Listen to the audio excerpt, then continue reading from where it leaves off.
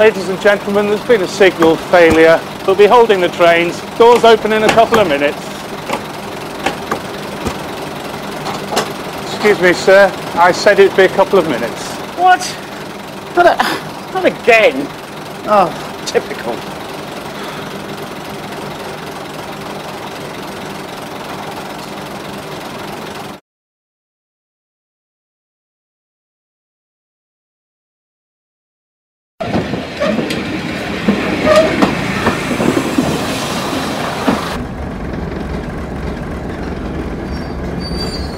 Ladies and gentlemen, there's been a signal failure. We'll be holding the trains. Doors open in a couple of minutes.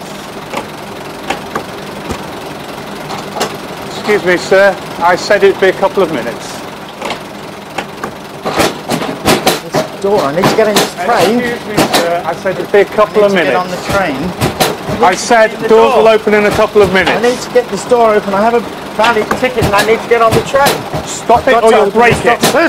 I need to get on this train. I need assistance. Assistance needed, platform 3. Assistance, platform 3. I must get on this train. I have a valid ticket. I'm really on the train. I need to get on the train. Stand back, please, sir. Stand back now. Sir. I need to get on the train. Sir. Sir, please.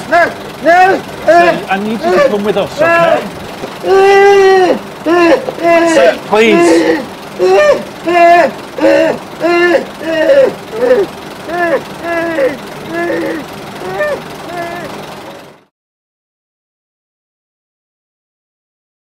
And I found this guy in a yellow jacket and I presumed that he worked for the station. I tried to explain what the problem was and I swore, and I don't know why I swore, I think I was just out of frustration.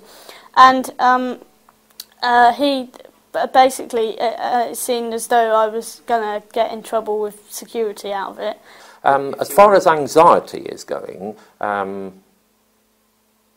yes, it's quite clear that I can become very, very anxious if I am on the way to somewhere, I'm running late or there is a very substantial delay, and I can become, you know, considerably more anxious on occasion than the average person. And it just freaked me out and I just panicked because I didn't know what to do and I got really upset. And I tried to phone my parents but I just got upset and couldn't communicate with people, and the more upset I got, the more what would have been perceived as violent behaviour I had. What I now know is a typical thing with Asperger's, that I just used to think was me, is that you feel like one small thing can set off a whole chain of huge catastrophes. And it's not the case really if you're rational enough to think about it, but that's just how we Asperger sufferers, that's just what we feel like. Well, I wasn't violent, I was shouting. I needed help and I couldn't communicate with anybody because I couldn't explain what the problem was because it was too long to explain and people wouldn't wait long enough for me to explain. You're used to system. There's a lot of words will come up like system and routine and things, and like when that isn't happening, it's very distressing. When something isn't right, the train's not there, the doors won't open. They would have seen that behaviour as aggressive. They would see the fact that I swore and the fact that